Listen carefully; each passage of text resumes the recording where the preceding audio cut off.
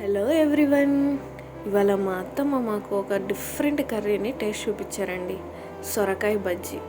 వాళ్ళ నెల్లూరు సైడ్ చాలా routine curry అంట. బట్ నేను మాత్రం ఇదే ఫస్ట్ టైం టేస్ట్ చూశాను. చాలా బాగుంది. సొరకాయ అంటే మనందరికీ తెలిసిందే కదా, వెయిట్ లాస్కి, డైజెస్టివ్కి, హార్ట్ హెల్త్కి, స్కిన్ హెల్త్, గ్లోయింగ్ స్కిన్కి ఇలా చాలా యూస్ఫుల్ ఉంటుంది. అంతేకాదు సొరకాయలో మనకి వాటర్ కంటెంట్ ఎక్కువ ఉండటం వల్ల బాడీ హైడ్రేషన్ అండ్ కూలింగ్గా ఉంచుతుంది. ఇలాంటి మంచి సొరకాయని ఎప్పుడు రొటీన్గా చేసుకుంటే బోరింగ్ కదా. అందుకే మీకోసం ఇలా డిఫరెంట్గా సొరకాయ బజ్జీని మంచి గ్రేవీగా ప్రిపేర్ చేసి వీడియో అప్లోడ్ చేసాము. ఇంకెందుకు ఆలస్యం, మీరు కూడా వీడియో చూసి ప్రిపేర్ చేసేసుకుంటారా? వచ్చేయండి. ముందుగా మనకి సొరకాయ బజ్జీలోకి కావాల్సిన ఐటమ్స్ని ఇలా వీడియోలో చూపించినంత క్వాంటిటీలో రెడీ చేసుకోండి. చూస్తున్నారు కదా, ఈ సొరకాయ పీస్ అని వచ్చేసి ఒక పావు పీస్ సొరకాయ, ఒక 3 టమాటాస్ని, ఒక 10 నుంచి 12 మిర్చి, ఒక నిమ్మకాయ సైజు చింతపండు, ఒక ఉల్లిపాయ అండ్ సాల్ట్. ఇలా మొత్తం వెజిటేబుల్స్ని కట్ చేసుకోవాలి. సొరకాయ ముక్క అనేది మనకి ఉడకడానికి కుదిరేంత పీస్లో మనం కట్ చేసుకోవాలి. అండ్ టమాటాని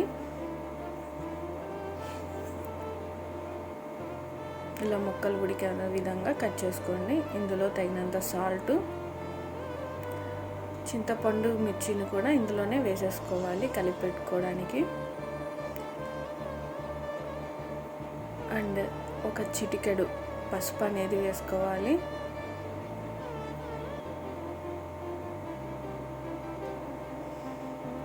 అందులోనే ఇంకొక చిటికెడు కారము వేసుకొని మొత్తం ఇలా కలుపుకొని పెట్టుకోవాలి. ఇందులో ఒక 2 నుంచి 3 స్పూన్ల వాటర్ జస్ట్ పోసుకోండి. ఇంతే. వెజిటేబుల్స్ అన్నీ ఇలా కలిపి పెట్టుకొని, మనం తీసుకున్న వెజిటేబుల్స్ అన్నీ ఇలా కలిపి పెట్టుకొని కొంచెం సేపు ఉడకనివ్వాలి మూత పెట్టి. ఒక 15 మినిట్స్ తర్వాత మూత తీసి చూస్తే ఇలా ఉడికిపోయిందో లేదో ఒకసారి టెస్ట్ చేసుకోండి. సొరకాయ పీస్ అనేది మనకి ఉడికినట్టు తెలుస్తుంది ఇలా ప్రెస్ చేస్తే. మాకైతే ఉడికిపోయింది. తీసేసి దాన్ని ఇలా మిక్సీ వేసుకోకుండా ఇలా హ్యాండ్తోనే మనం కచ్చా పచ్చాగా రుబ్బుకోవాలి. 1-2 సొరకాయ ముక్కలు మనకి నంచుకొని తినడానికి మంచిగా ఉన్నట్టు మిక్సీ వేయకుండా ఇలా హ్యాండ్తోనే మంచిగా రుబ్బుకోవాలి. చూసారా ఎలా రుబ్బుకున్నారో? కొంచెం కచ్చా పచ్చా ముక్కలు కూడా కనిపిస్తా మంచిగా ఉన్నాయి కదా. ఇందులోకి తాలింపు పెట్టుకోవడానికి ఒక గరిటె ఆయిల్ అనేది వేసుకొని ఆయిల్ హీట్ ఎక్కిన దాకా ఉంచుకోవాలి. ఆయిల్ హీట్ ఎక్కాక ఒక 3 నుంచి 4 ఎండుమిర్చి వేసుకోవాలి.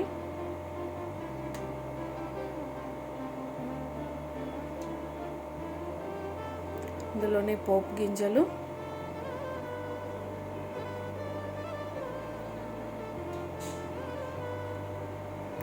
జీలకర్ర,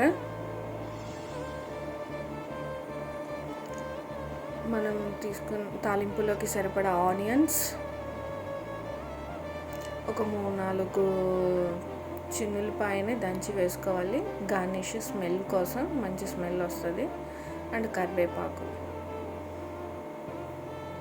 ఇవన్నీ కూడా కొంచెం బ్రౌనిష్ కలర్లో వచ్చేంత వరకు ఫ్రై చేసుకోవాలి తాలింపుని. అంతే. ఇలా బ్రౌనిష్ కలర్లోకి వచ్చేసిన తర్వాత ఈ తాలింపు మొత్తం మనం ఇందాక పక్కన రుబ్బి పెట్టుకున్న సొరకాయ బజ్జీలోకి మనం ఈ తాలింపు అనేది ఇలా వేసుకొని మంచిగా మొత్తం తాలింపు కర్రీలో కలిసేలాగా ఇలా కలుపుకోవాలి. హెల్దీ సొరకాయ బజ్జీ. చూసారా, చాలా ఈజీగా అయిపోయింది కదా.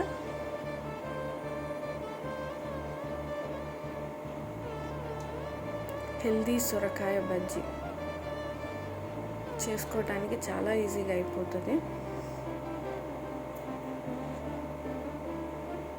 మేమైతే వేడి రైస్లో వేసుకొని టేస్ట్ చేసేసాము. చాలా బాగుందండి టేస్ట్. మరి మీరు కూడా ట్రై చేస్తారా? మీరు కూడా వేడి వేడి రైస్లో వేసేసుకొని ట్రై చేసేయండి.